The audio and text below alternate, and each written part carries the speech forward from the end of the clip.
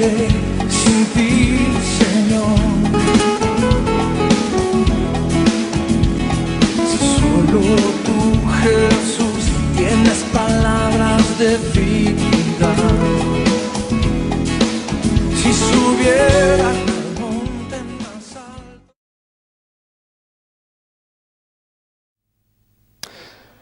Después de muchos ataques terroristas, dicho sea de paso, para hacer un énfasis, hoy es el día 11 de septiembre, todos sabemos de la tremenda mala noticia que nos llevamos todos hace 15 años, el ataque terrorista a las Torres Gemelas en Nueva York. No recuerdo la cifra exacta, 2.000 y pico de casi 3.000 muertos en este ataque. Después de muchos ataques terroristas y después de muchas vidas cegadas de una manera incomprensible, familias traspasadas por el dolor, por la pérdida de los seres queridos, muerte de gente joven, aún de niños. El presidente François Hollande, el presidente de Francia, declaró de que el país estaba en guerra. Y qué triste que tengamos que sufrir y padecer tantas cosas horribles, dolorosas, dramáticas, para tener que reconocer que estamos en guerra.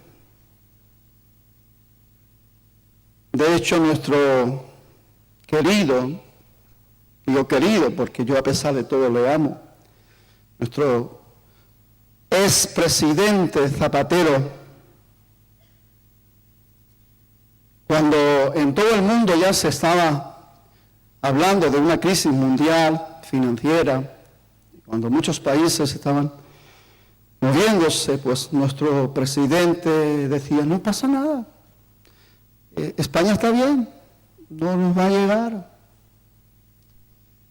La consecuencia a veces de no darnos cuenta a tiempo de las cosas nos llevan a desastres, cantidad de miles y miles de familias que perdieron sus hogares, que fueron desahuciados y algunos arrojados de una manera pues bastante fea por las propias autoridades. Mucho dolor, mucha incomprensión, rabia, odio hacia las circunstancias, hacia las personas, rencores. Y así un país pues se daña y se enferma dentro de un marco psicológico, sentimental, emocional, porque hay cosas que no alcanzamos a comprender y simplemente porque no alcanzamos a entender que ciertamente estamos en guerra. Pero no es una guerra, como diríamos, física, es una guerra espiritual. Lo más triste del asunto es que la iglesia del Señor, los hijos del reino de Dios, los redimidos por la sangre del Cordero, los que hemos alcanzado la gracia de nuestro Rey, de nuestro Señor Jesucristo, que todavía vivamos en la ignorancia de que estamos en guerra.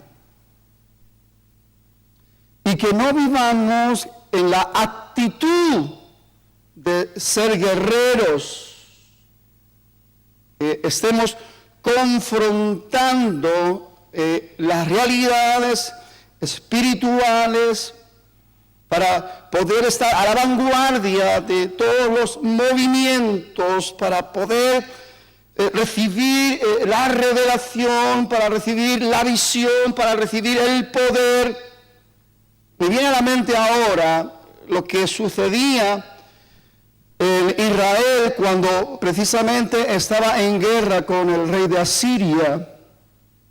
Dice que el rey de Asiria en repetidas ocasiones preparaba emboscadas en contra del pueblo de Israel. Pero Dios se lo revelaba a su siervo. Y qué bueno, hermanos, que la iglesia, que es el cuerpo de Cristo, en este tiempo de incertidumbre, en este tiempo donde el príncipe de este mundo se está moviendo a sus anchas, llevando a cabo pues tantas atrocidades y tantas cosas horribles, que la iglesia, el cuerpo de Cristo, reciba la revelación y se adelante a proclamar la revelación. Dice que Eliseo visitaba al rey de Israel y decía: no ir por tal lugar porque el rey de Asiria preparó una emboscada contra vosotros. Así lo hizo en varias ocasiones, de tal manera que el rey de Asiria convocó su consejo con sus capitanes, con su gente, y dijo: ¿quién es el traidor entre nosotros? ¿Quién es el que nos está traicionando? Y uno dijo: no, Señor, no es que nadie de entre nosotros te esté traicionando, sino que hay un varón. Yo quiero que entendamos en este tiempo, no enfocarlo tanto en un hombre, pero sí enfocarlo en un cuerpo, en el cuerpo de Cristo, que debe ser la luz del mundo, que debe ser la sal de la tierra. Hay un varón que cuando tú hablas en tu cámara, en lo más recógnito, en lo más secreto, él ya lo sabe todo y va y se lo comunica al rey de Israel. Todos sabemos la historia. Mandó todo un ejército a Dotán para apresar a Eliseo y su criado. Todo un ejército con carros de caballos y caballos. Todo un ejército para apresar a un hombre y su criado y su siervo. Todos sabemos lo que ocurrió. Por eso, hermano, yo quiero que, a modo de introducción, porque después estaremos entrando en más materia, este mundo necesita que la iglesia del Señor, la luz para este mundo, la sal de la tierra, esté activada, funcionando en todo el poder que Dios ha derramado en nosotros. Tiene que haber revelación para poder adelantarnos, tiene que haber visión para ver las cosas antes de que sucedan, tiene que haber poder en nuestra oración. Estamos en esta cadena de oración, estamos clamando, repartiendo espacios de tiempos de 3 veces al día en oración. Esto, hermano, yo siento que va a revolucionar cosas importantes en nuestras vidas, en los que realmente se comprometan. Dice que cuando se levantó el siervo de Eliseo por la mañana y abrió las ventanas, todo el ejército de Asiria había rodeado donde estaban, y él gritó despavoridamente diciendo: ¡ah, Señor mío, son muchos! La respuesta de Eliseo, la respuesta de la iglesia para este mundo espantado, para este mundo asustado, para este mundo oprimido, es: no temas. No temas, porque más son los que están con nosotros que los que vienen en contra. Hay algo que, por los motivos que Dios sabe y algunos entendemos, no estamos alcanzando, no hay revelación, no hay visión, no tenemos poder en nuestra oración, porque dice que Eliseo enseguida oró por su siervo y él oró para que recibiese la vista. Y no era que su siervo era ciego, sino que le faltaba la visión espiritual para ver lo que Eliseo ya estaba viendo y lo que Eliseo ya había declarado. Más son los que están con nosotros que los que vienen en contra. Y oró, y su criado vio todo un ejército de ángeles armados, poderosos. Dice que volvió a orar Eliseo y oró para que este ejército que venía a apresarlo quedaran ciegos. Ahí tenemos el poder de la revelación, el poder de la visión, el poder de la oración, ahí activando, y este mundo está necesitando que la iglesia use todo esto que Dios ya nos ha dado.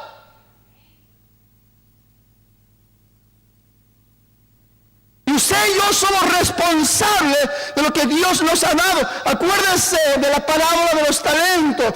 Llamó a su siervo, al que le había dado 5, al que le había dado 2 y al que le había dado 1.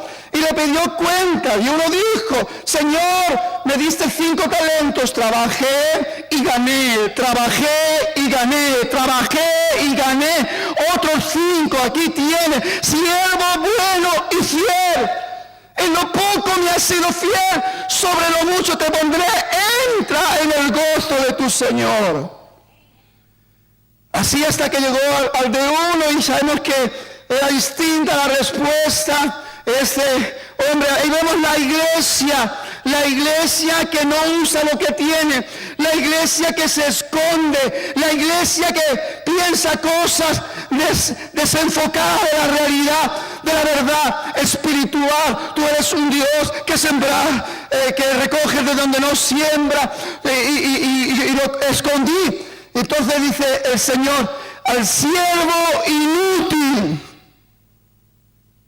echarlo fuera, a las tinieblas de afuera, y allí será el lloro y el crujir de dientes.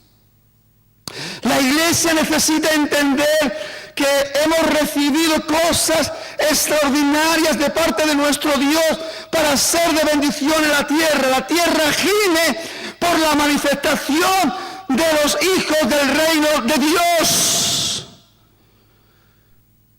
La iglesia no ha sido puesta aquí para que nos escondamos. La iglesia no ha sido puesta aquí para que perdamos el tiempo criticando, chismeando de nuestros problemas carnales y naturales. La iglesia no ha sido puesta aquí para perder el tiempo con boberías. Ha sido puesta aquí para alumbrar la verdad de Dios, para ser la sal de la tierra, para dar ese sazonamiento de vida, poder y gloria. Oró y ese ejército se quedó ciego, inutilizado. Y ahí podemos comprobar que si la iglesia nos levantáramos en el poder de la oración y oráramos por nuestro pueblo, por nuestro país, por nuestras naciones, nos daríamos cuenta que el diablo quedaría completamente anulado. Fueron llevados como un ganadito de corderitos ante el rey de Israel. Y el rey de Israel, cuando vio el panorama, quiso sacar su espada y atravesarlo, matarlo, pero Eliseo dijo: ¡no! Y ahí vemos también otro poder manifestado, que es el poder de la misericordia. Porque Dios no quiere la muerte de nadie, sino que el que está equivocado se arrepiente y venga al conocimiento de la verdad. Darle de comer y dejarlos marchar. Fue la orden de Eliseo. Disculpen, pero me estoy ahogando. Usted no querrá que me ahogue aquí, ¿verdad? Oh, Señor mío, los que tú apresas con tu espada, tú no le das muerte. Tenemos el poder de la misericordia. Estamos en un tiempo, hermano, que no tenemos que levantar la lucha, que ahora vamos a hablar de 3 enemigos que tenemos que aprender a vencer. No tenemos que levantar una lucha ni contra carne ni sangre.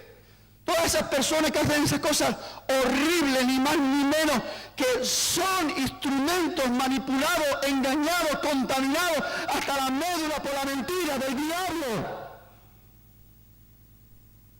Necesitan un mensaje de amor, necesitan que alguien actúe con misericordia, necesita que alguien les dé la oportunidad de ser alumbrados con el conocimiento de la verdad. Pero odiando a esa gente, apartándonos de esa gente, teniéndolos como algo feo, no estamos dando en el blanco.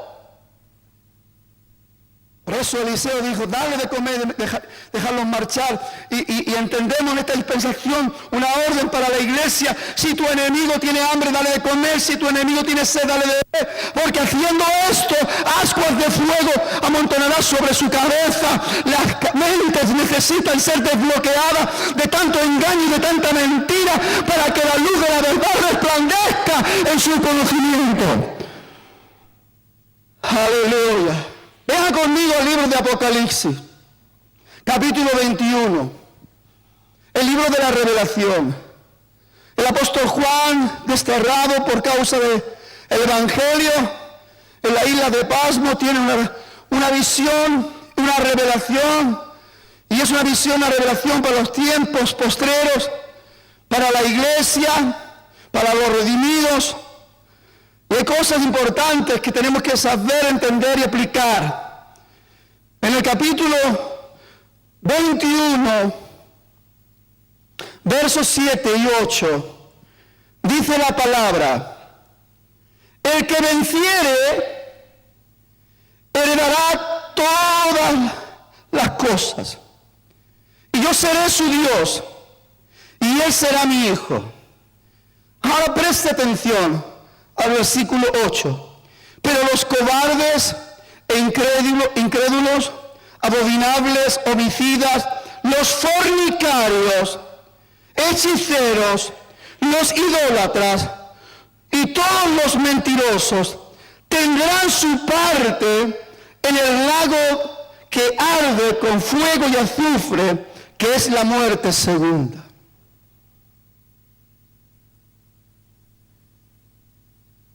Muchas veces hay enseñanzas en la palabra de Dios que muchos queremos pasar de largo. Ni mirarlo, ni tocarlo, ni meditarlo, ni considerarlo. Pero esto es una realidad que tarde o temprano todos vamos a tener que confrontar. ¡Qué tristeza!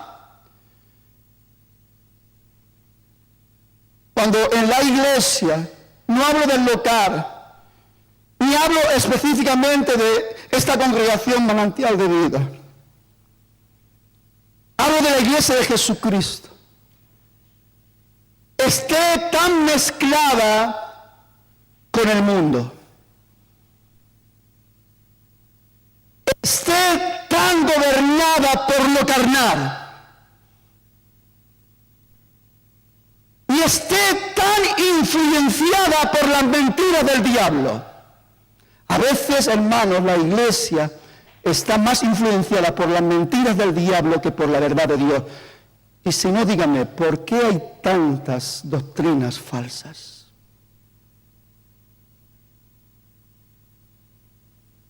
Sino porque el enemigo consiguió meterse donde usted y yo nunca tenemos que dejar que se meta.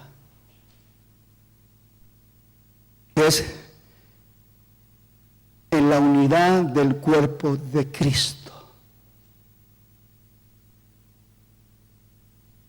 Pero lamentablemente y tristemente, eso está ocurriendo sobre la faz de la tierra en muchísimas congregaciones. Están siendo manipulados, distraídos, removidos por mentiras del diablo. Las tinieblas se metieron en las congregaciones.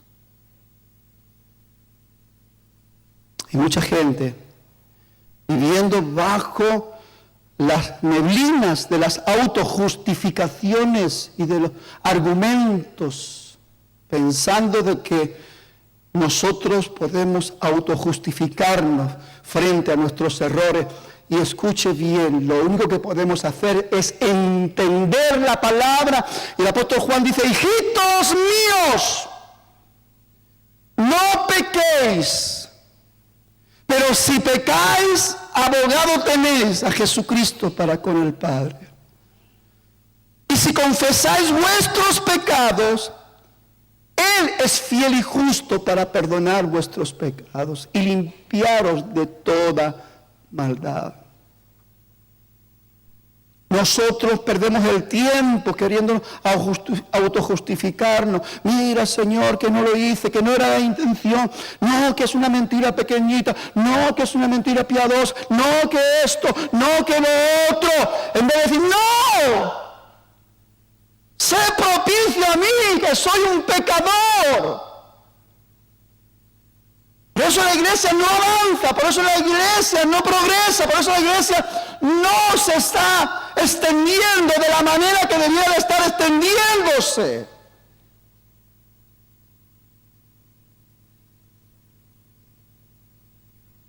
Porque tenemos problemas con el mundo.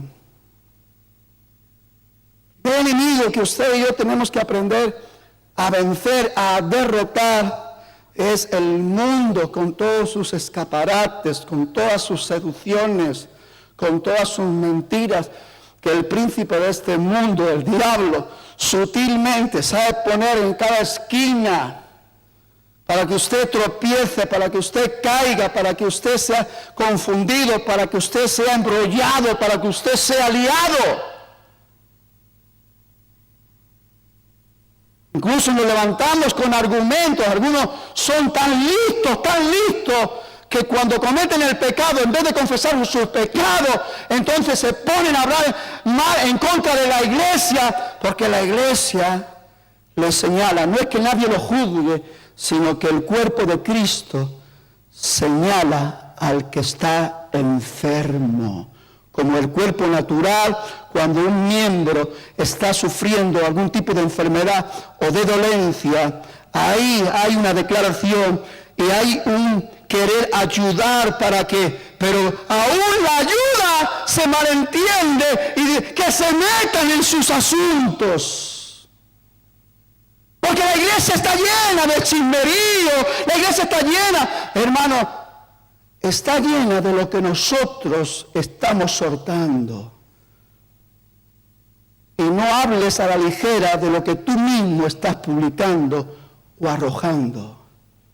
Sé tú responsable de tu posición como miembro del cuerpo de Cristo. Y cuando tú actúes bien, no con palabras, sino con hechos, ayudarás al otro para que aprenda a hacer las cosas bien hechas. Necesitamos entender, necesitamos vencer, porque todo esto se mueve en el mundo, toda esa filosofía, esos argumentos absurdos de la carnalidad, de la mentalidad humana, egoísta. El cristiano que no vence al mundo está expuesto a ser esclavos de las cosas del mundo.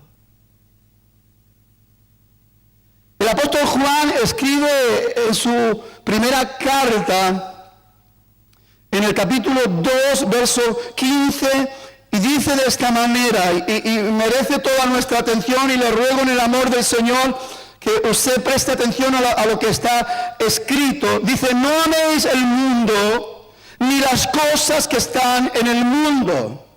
Si alguno ama el mundo, el amor del Padre no está en él.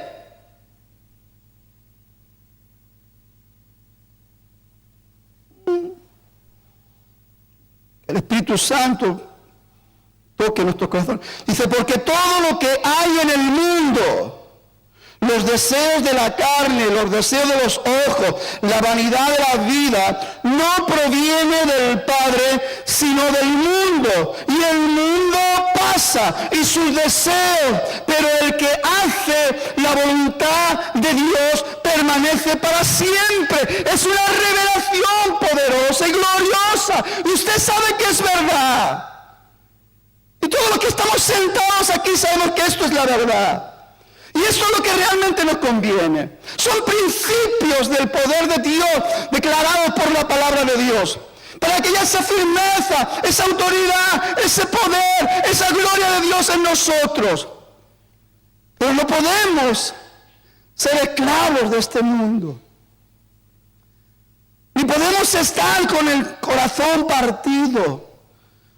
Eso en las canciones mundanas y bobas de las cosas, pues como que tienen un encaje, un encuadramiento, pero en la realidad espiritual su corazón no tiene que estar partido. Su corazón tiene que estar en las manos de Jesús.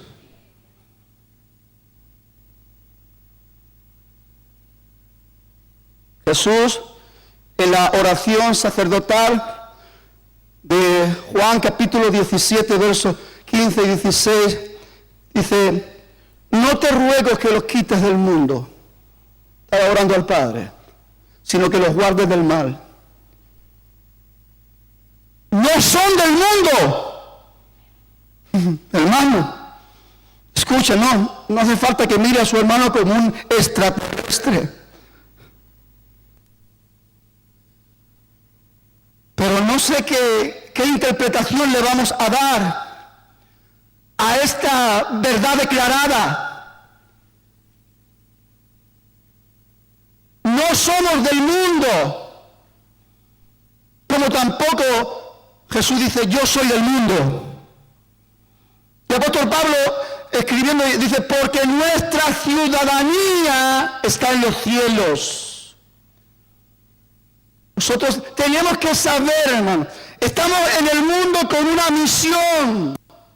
No estamos en el mundo para formar parte de la contaminación y la corrupción del mundo. Estamos en el mundo para brillar la verdad de Dios en medio de un mundo caótico y un mundo lleno de odio, rencor, violencia, maldad, iniquidad, suciedad. Y si la iglesia no sabe para qué está en este mundo, no estamos aquí para ser participantes de las obras infructuosas, oscuras, fornicación, adulterio, mentiras, engaños. No estamos en este mundo para ser parte de eso.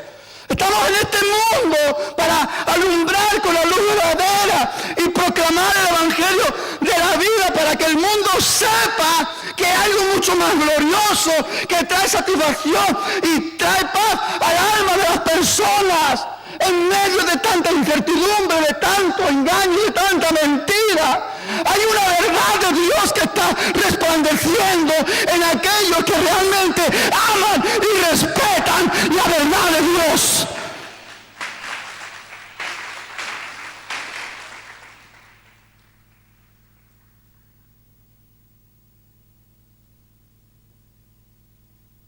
Santiago 4:4. Santiaguito no se anda por las ramas. Y escucha una cosa, no le está hablando a la gente del mundo, le está hablando a la iglesia. Y dice, oh almas adúlteras. Lo voy a repetir, a ver si entendemos.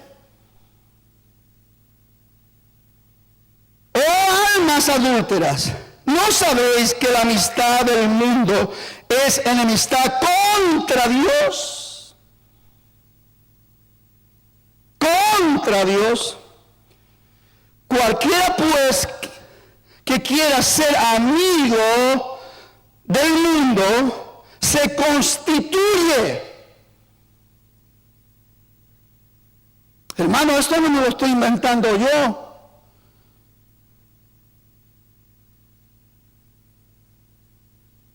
Ni vengo con el ánimo de machacar a nadie, ni vengo con el ánimo de señalar a nadie, ni vengo con el... Creo que lo que Dios quiere es que su iglesia entienda su posición. ¿Por qué y para qué estamos en este mundo? Se constituye enemigo de Dios. Qué triste, ¿no?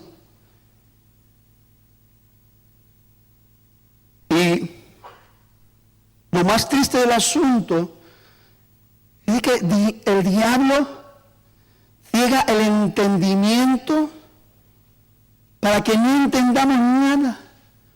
Y gente que se pasea por la iglesia, pero que sus obras hablan que son enemigos de Dios, se han constituido como enemigos de Dios.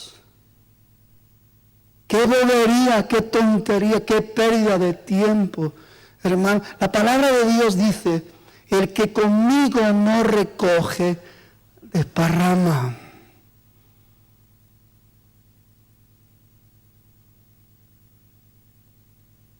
El que conmigo no es contra mí. No estamos con Dios porque venimos aquí con esa carita de santurrón y, ay, Padre nuestro que estás en los cielos, santificado sea tu nombre, venga tu reino, hágase tu voluntad.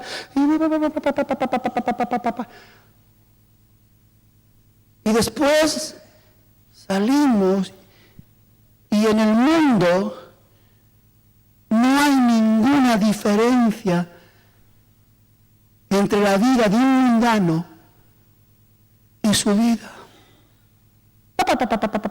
¿De qué sirve tanto galleteo?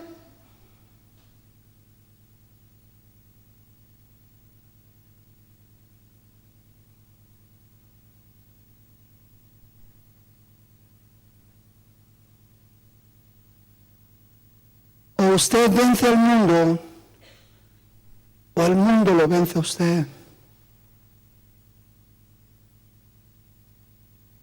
Otro enemigo es nuestra propia carne. Cuando el cristiano, cuando el Hijo de Dios no se toma en serio crucificar su carne conjuntamente con sus deseos y sus pasiones, está expuesto a ser esclavo de la carne. Dios nos perdona y nos limpia. Pero el mantener la limpieza y la pureza en nuestras vidas nos corresponde a nosotros. Dios nos da la salvación, pero el cuidar de nuestra salvación con temor y temblor nos corresponde a nosotros.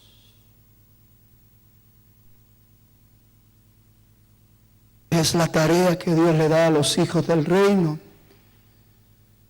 para que sean verdadera luz en medio de las tinieblas, para que el mensaje de la vida no tenga ningún tropiezo, sino que sea dado con poder y autoridad por el testimonio de la realidad de que no solamente hablamos, sino que vivimos lo que decimos.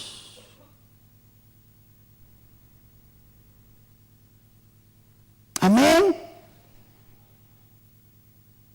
Romanos 8, versos 5 y 6, dice, porque los que son de la carne, otra vez tengo que repetir, hermanos, porque a veces no entendemos y no nos emplazamos bien dentro del contexto de la enseñanza. Pablo no está hablando a la gente del mundo, no está hablando de los que no, está hablando a la iglesia. En este caso, en Roma, le está hablando de realidades que podemos estar sufriendo, viviendo. Y dice, porque los que son de la carne, esto quiere decir que hay cristianos que andan más en la carne que en el espíritu. Y cuando se anda más de la carne que en el espíritu, esto decanta la balanza. Y Pablo dice, los que son de la carne. Porque los que son de la carne piensan en las cosas de la carne. Vemos la influencia de la carne en las áreas tan importantes del ser humano o del creyente, que es la mente. Todos sabemos que la mente es el campo de batalla de las personas. Si lo que metemos aquí es bueno, seguro que lo bueno va a vencer lo malo. Pero si lo que metemos aquí es malo, lo poco de bueno que tengamos va a desaparecer. ¿Me están entendiendo, iglesia?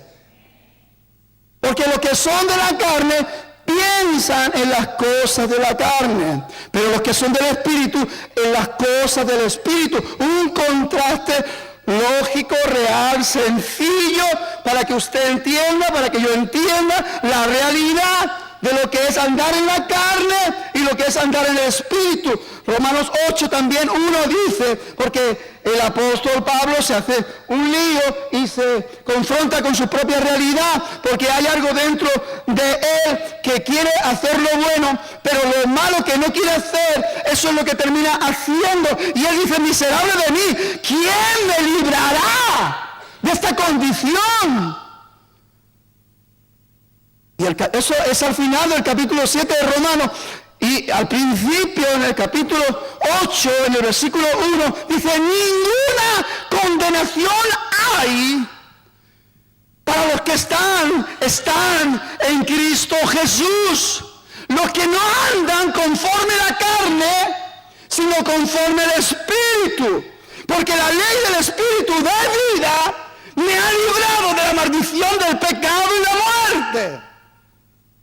Hermano, esto no hace falta que vayamos a clases de teología profunda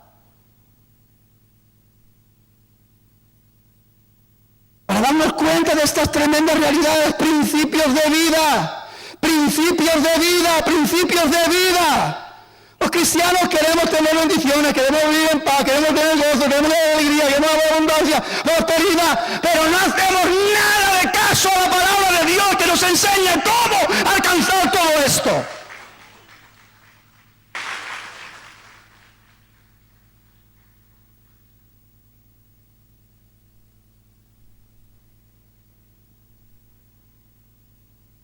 Verso 6 del capítulo 8. Porque el ocuparse de la carne es muerte,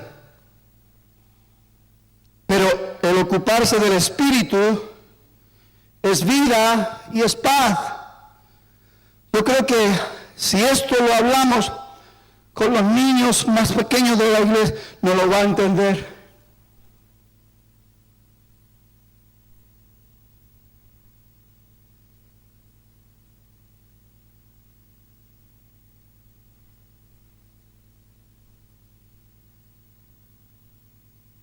Somos atrevidos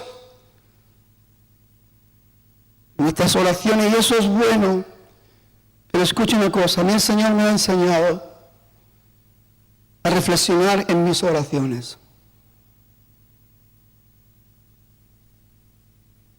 No se puede hablar cosas que no estamos dispuestos a alinearlas con la realidad de la voluntad de Dios. Santiago explica de una manera muy sencilla, dice, pedid y no recibir, porque pedís mal, para gastar en vuestros propios deleites. Cristianos que pueden entrar en la confusión, y de hecho pues los hay, yo sé que gente, pero si yo estoy pidiendo conforme a la voluntad de Dios, yo estoy pidiendo un avivamiento. Estoy pidiendo que la gloria de Dios caiga. Que haya miles de convertidos, que la gente venga y tal.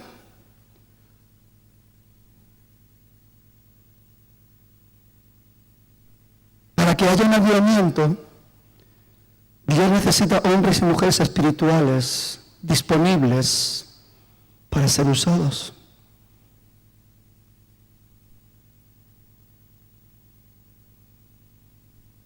Que no le importe el horario, sacrificar cosas personales, humanas, aún familiares,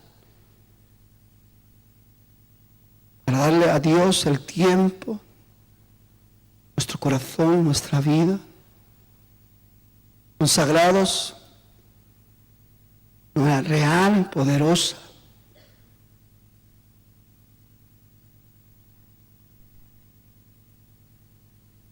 Muy fácil pedir, pero hay oraciones que están unidas a nuestra responsabilidad real como hijos del cuerpo, hijos de Dios y miembros del cuerpo de Cristo. Porque si Dios va a hacer algo en la tierra, ya tenemos claro por la palabra que lo va a hacer a través de sus hijos, a través de su iglesia. Así Dios lo ha diseñado. Entonces, ¿por qué pedimos si no estamos realmente convencidos de que vamos a responderle a Dios? Envíame. Señor, lo que tú me digas, eso haré. Lo que tú me mandes, obedeceré. Si no hay esa disposición en nosotros, ¿por qué encerrarnos en oraciones de fantasía? ¿Y por qué nos engañamos a nosotros mismos? Aún inclusive decir, no, pero ¿no es la voluntad de Dios que haya un avivamiento? Claro que Dios quiere que haya un avivamiento y quiere derramar su gloria. Quiere sanar enfermos, quiere hacer prodigios, milagros. Pero Dios determinó hacerlo a través de su iglesia. Por eso le dijo a su iglesia en el principio, esperar en Jerusalén, no moverse. Lo voy a visitar. Lo voy a invertir. Iba a decir una palabra. Os voy a vestir de mi poder, para que me seáis testigos. Vais a ser resplandor de mi gloria. Vais a ser portadores de mi gloria. Vais a ser impartidores de mi gloria.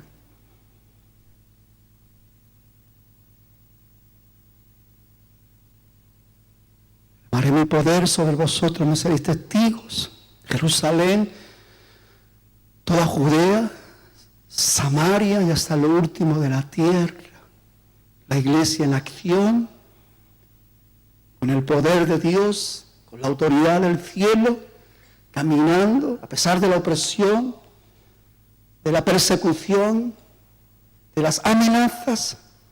Dice, y el Señor añadía cada día a su iglesia los que habían de ser salvos. Nada ni nadie podía parar el mover del Espíritu de Dios. La pregunta es, ¿qué ha pasado? Lo que no pudo hacer las amenazas de un imperio romano, lo que no pudo hacer la persecución de los propios judíos, lo que no pudo hacer parar la gloria de Dios a través de aquellos pocos de hombres y mujeres. ¿Qué ha pasado? Que ahora es que la misma iglesia se ha echado a dormir.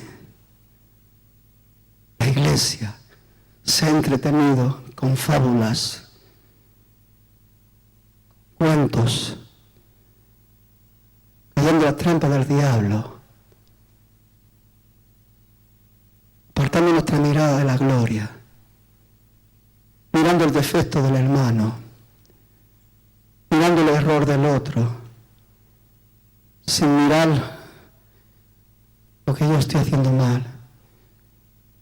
Mentes perturbadas y confundidas que no tienen la capacidad de entender la realidad y la verdad. Puros religiosos que se han envuelto en falsos mantos de santidad, con boberías de palabras o palabrerías conocidas y enlatadas y dadas, aunque huelen a muerto, pero ahí estamos. No sé si me están entendiendo. ¿Sí? Entonces, usted tiene una responsabilidad real en este mundo y usted tiene que crucificar su carne para que su carne no le robe las bendiciones de Dios. Otra batalla que usted tiene que librar y vencer es la batalla contra el mismo Satanás, contra el padre de la mentira. Escuche, no seamos tan torpes de pensar, uy, estamos hablando de Luzbel, el ángel bello. Estamos hablando de un ángel caído.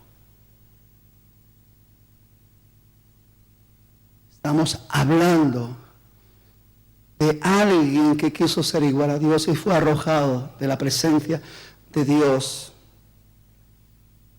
y que usurpó el señorío de la corona de la creación, donde Dios dijo de enseñorear, llenar, sojuzgar, gobernar la tierra. Con su mentira entró, le robó el señorío, le robó y se hizo el príncipe de este mundo.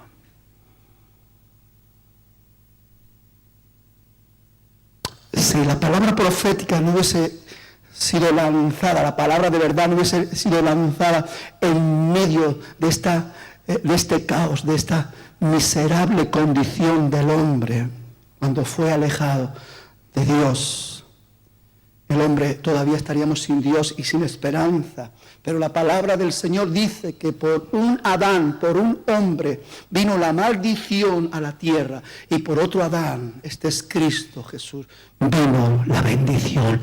Y el que vive en la realidad del reino de Dios es el que tiene el señorío, el que tiene el gobierno, el que tiene el poder y la autoridad de Cristo en su vida.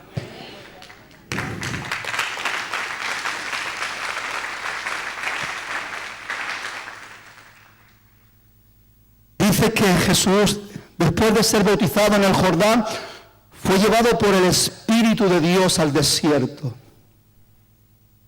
40 días y 40 noches de ayuno sin comer ni beber nada. Cuando terminó su tiempo de ayuno, Satanás salió porque pensó que era un momento en que podía influir y aprovechar, porque está como un león rugiente. Él aprovecha siempre las debilidades y las ocasiones. Y le dijo, si eres el Hijo de Dios, dile a esa piedra que se convierta en pan. Escrito está la respuesta. Iglesia, este mundo necesita que usted y yo tengamos una respuesta que confronte y pisotee las mentiras de Satanás. No solo de pan vivirá el hombre, sino de toda palabra que sale de la boca de Dios. El diablo buscaba la adoración. Todo esto te daré si te postras y me adoras. Contundentemente, escrito está, al Señor tu Dios adorarás y a Él solo servirás. Apártate de mí, Satanás. Pero hermano, no nos damos cuenta. Preste atención a esto. Le ruego en el amor del Señor. ¿Cuántas veces hemos caído en las trampas, en las seducciones del diablo?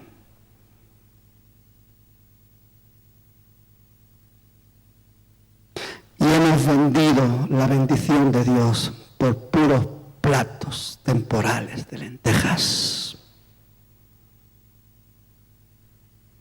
¿Cuántas veces? Dios lo sabe aún mejor que usted. Usted sabe cuántas veces hemos hecho cosas que hemos dejado que el diablo se mofe de nosotros, se ría de nosotros, teniendo el poder y la autoridad, pero que no podemos usarlo porque no estamos en condiciones de hacerlo. Porque solamente puede subir al monte de Jehová y estar delante de Dios el limpio de manos, corazón puro, el que no ha elevado su alma a cosas vanas, ni jurado con engaño. Él recibirá de Jehová bendición y vida eterna. Pues estoy terminando, pero quiero leer Efesios 6, 12, donde también la palabra nos señala algo importante. Dice: porque no tenemos lucha contra sangre y carne, sino contra principados, contra potestades, contra los gobernadores de las tinieblas de este siglo, contra huestes espirituales de maldad en las regiones celestes. Qué pena que tengamos que sufrir tantas pérdidas, tanto dolor, para darnos cuenta que estamos en guerra, como le pasó al presidente de Francia, François Hollande. Estamos en guerra. Cuando uno vive desconociendo nuestra realidad presente, el que se aprovecha es el que está a la vanguardia de lo que está pasando. Y por eso tantas veces le estamos dando lugar al diablo. Porque no nos estamos plantando como verdaderos guerreros que saben que no hay nada, no hay poder en la tierra que pueda confrontar a un verdadero hijo de Dios. Romanos 8 también dice: ¿qué pues diremos a esto? Si Dios es por nosotros, ¿quién contra nosotros?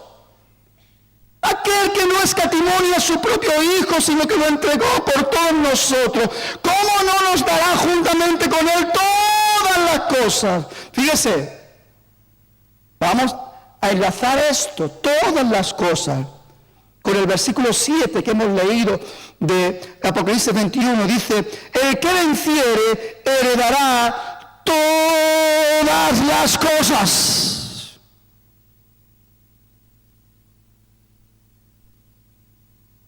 Iglesia amada, voy a repetir una frase que vengo repitiendo mucho estos últimos meses.